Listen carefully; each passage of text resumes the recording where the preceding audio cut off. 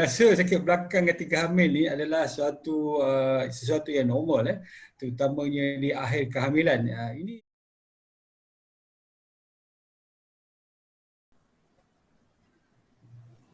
Assalamualaikum dan salam sejahtera buat semua followers Pak Emma. Semoga semua dalam keadaan yang sihat ya. Saya Fatin, host anda hari ini untuk Pak Emma Bincang Sihat. So, apa agaknya yang kita nak bincangkan kali ini? Pastinya masih tentang kesihatan, iaitu tajuk dia tulang koksik patah masa bersalin punca sakit belakang. Jadi mungkin tajuk hari ini tak sangat familiar sebab mungkin ada yang tak tahu apa tu tulang koksik. Okey, sebentar saja lagi kita akan dapatkan jawapan daripada pakar. Okey, sebab saya yakin ramai ibu-ibu yang hari ini yang join live hari ini nak tahu apa itu punca sakit belakang ni lepas bersalin ataupun semasa hamil. Okey, untuk pengetahuan semua, sesi live Pak Emma Bincang Sihat hari ini akan bersiaran sepanjang bulan April dengan pakar-pakar jemputan. Kita ada pelbagai topik menarik dan kita harap semua followers Pak Emma tonton sepanjang bulan April ini, okey. Jadi saya tak nak buang masa lagi. Saya perkenalkan pakar jemputan kita iaitu Dr. Zubaidi Haji Ahmad, Doktor Pengamal Perubatan Am dan Ahli Jawatan Kuasa Pertubuhan Doktor Islam Malaysia Perdim. Apa khabar Doktor? Sihat Doktor? ya, khabar baik. Saya sihat-sihat. Okey, Alhamdulillah. Okey, bagi semua followers Pak Emma yang baru join live kita hari ini, kita nak bincangkan tentang tajuk, sekali lagi saya ulang, tentang tajuk tulang koksik patah masa bersalin. Adakah ia punca sakit belakang? Okey, so sebelum kita nak tanya, sebelum kita masuk lebih dalam, saya nak tanya doktor, normal ataupun tak sebenarnya doktor sakit belakang ketika hamil ni? Ya, rasa sakit belakang ketika hamil ni adalah sesuatu yang normal, terutamanya di akhir kehamilan. Ini disebabkan oleh penambahan berat badan secara keseluruhan yang ditanggung oleh seorang wanita tersebut. Lebih kurang dalam purata 15 hingga 20 kilo tau. Ini satu benda yang agak berat. Kita bayangkan kita meletakkan satu atau dua kampit beras pada tubuh kita dan tentu dia akan memberi kesan kepada tulang kita. Terutama pula apabila posisi bayi yang dikandung itu terletak di hadapan abdomen. Bayi pun dah sendiri berat dia 1.5 hingga 2 kilogram. Dan sudah tentu dia akan memberi tekanan kepada tulang belakang, terutama di bahagian lambar tu. Inilah yang menjadi punca utama bagi seorang wanita yang hamil itu mengalami sakit belakang.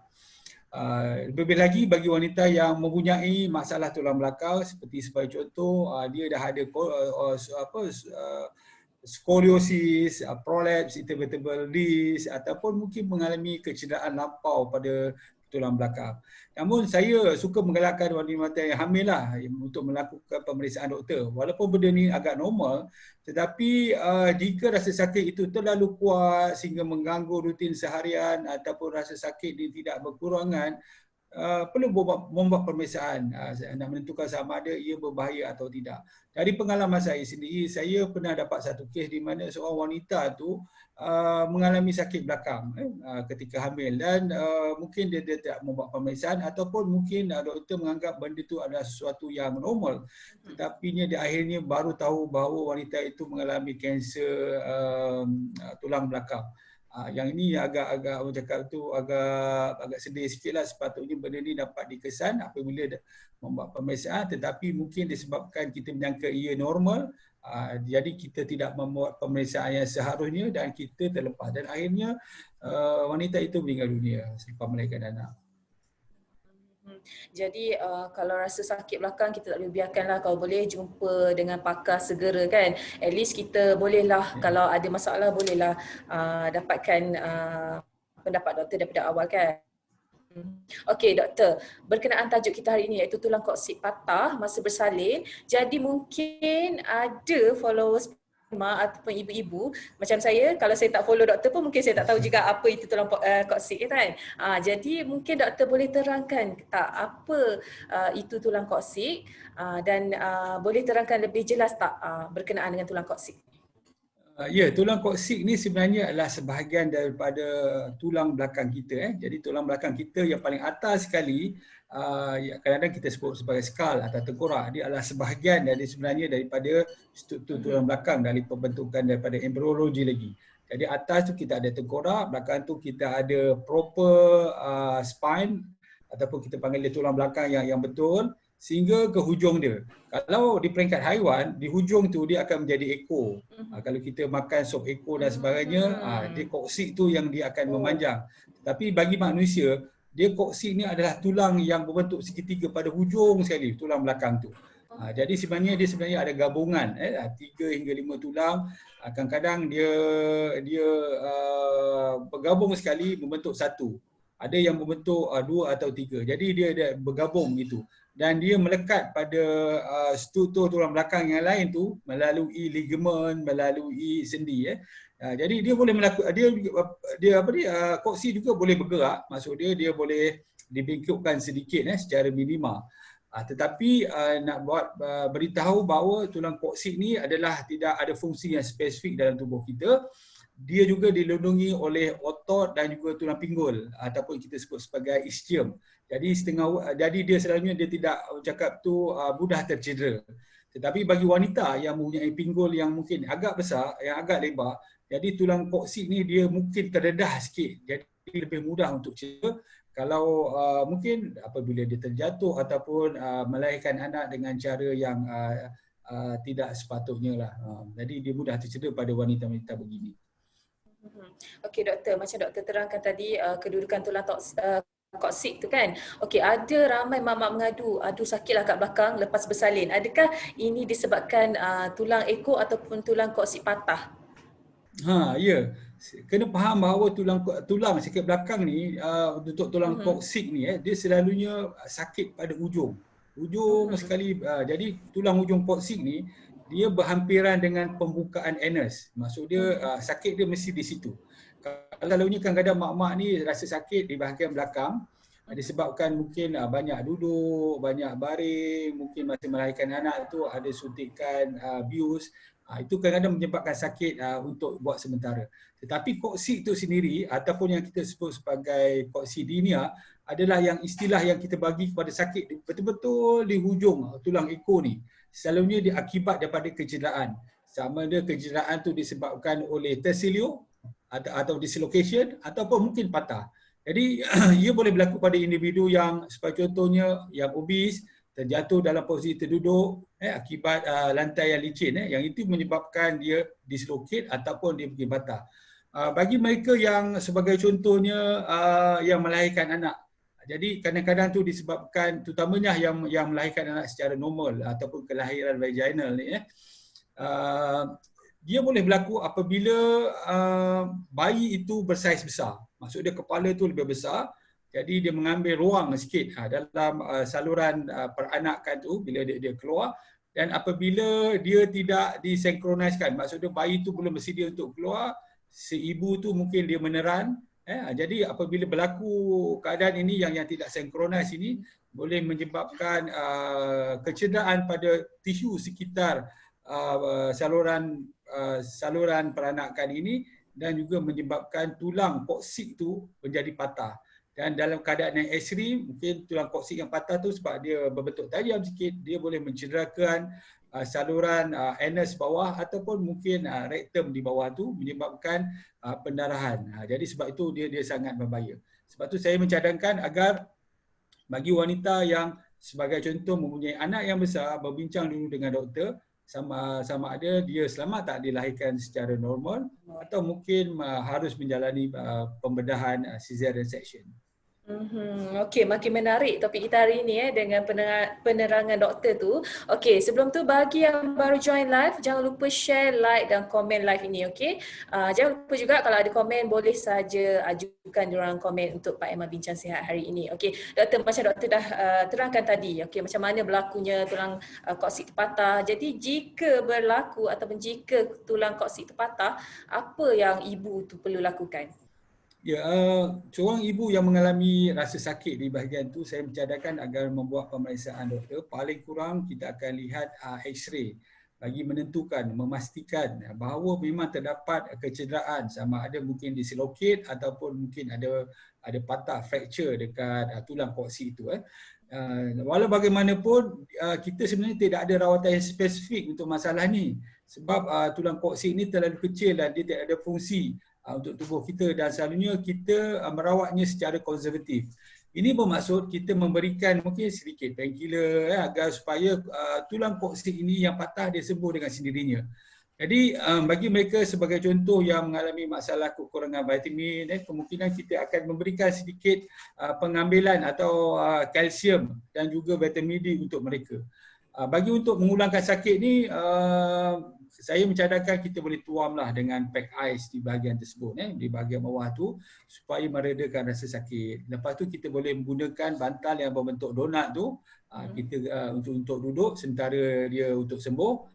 Banyakkan rehat, berbaring, jangan berada dengan posisi yang mengiring sebab ini akan mengurangkan tekanan pada tulang koksik itu.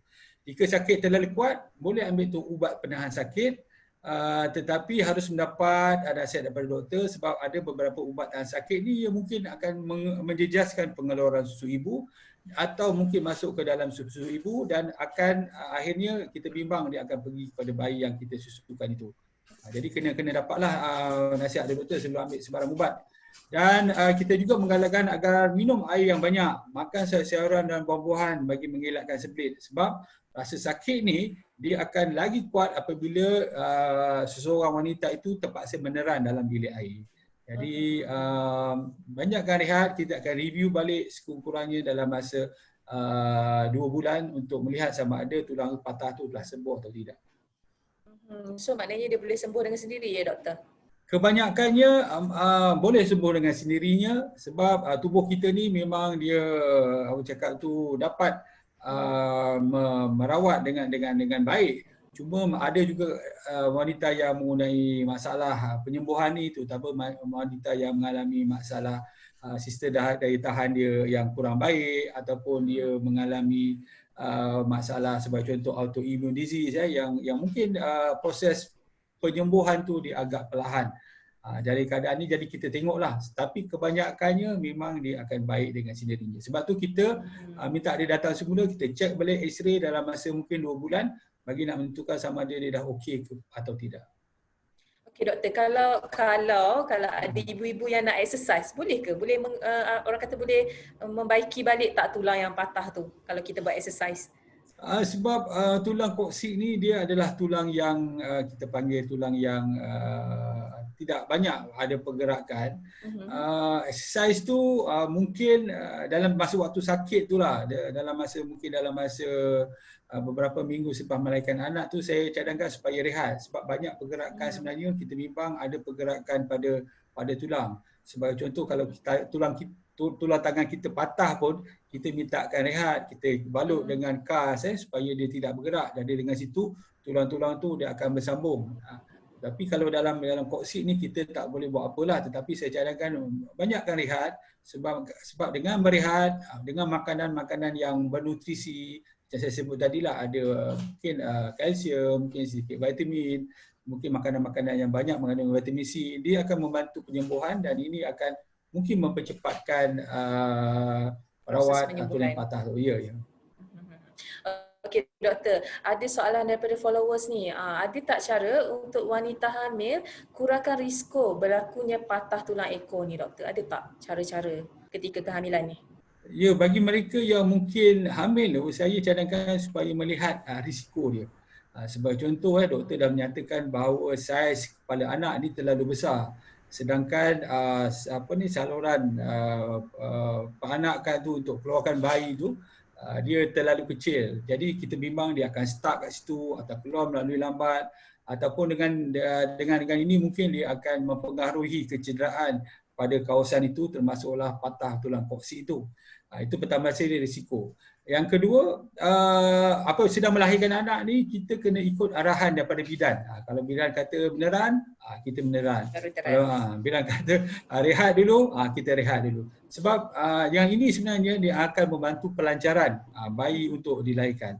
Dengan ini kita mengurangkan risiko mendapat kecederaan. Sebab apa yang saya lihat selalunya apabila tidak ada sinkronis macam ni, kadang-kadang dia terdapat luka. Terdapat luka. Yang itu yang menyebabkan kadang-kadang tu luka tu terlalu besar sangat sehingga sampai ke lubang anus, yang itu yang berbahaya dan kita bimbang juga pada masa yang sama terdapat juga kecederaan pada tulang koksik. Okey, saya rasa penerangan daripada doktor sangat jelas. Okey, tip-tip yang doktor kongsikan mungkin kita sebagai ibu, sebagai wanita yang bakal bersalin boleh amalkan. Okey, saya rasa sampai di sini sahaja untuk hari ini. Rasa masa sangat menceburui kita. Terima kasih banyak-banyak kepada Dr. Zubaidi Haji Ahmad, doktor jemputan kita hari ini kerana sudi bersama-sama dengan Pak Emma. Okey, kepada semua followers Pak Emma yang tengah tengok, rasa macam sekejap je. Tak apa, jangan risau. Tak sempat tengok, boleh ulang balik di awal live ini bila live ini habis, okey? Okey, terima kasih sekali lagi doktor sudi bersama dengan Pak Emma, sudi berkongsi dengan followers Pak Emma. Okey, dan juga saya nak ucapkan terima kasih kepada semua followers Pak Emma sebab sudi stay sehingga live ini habis. Bagi yang terlepas, saya cakap saya ulang sekali lagi, boleh tengok di awal live ini, okey? Dan jangan lupa subscribe YouTube dan follow Facebook Majalah Pak Emma. Dan stay untuk sepanjang bulan 4 ni sebab kita ada pelbagai video bincang sihat, pelbagai live bincang sihat yang menarik untuk semua. Okey, terima kasih semua. Assalamualaikum. Bye.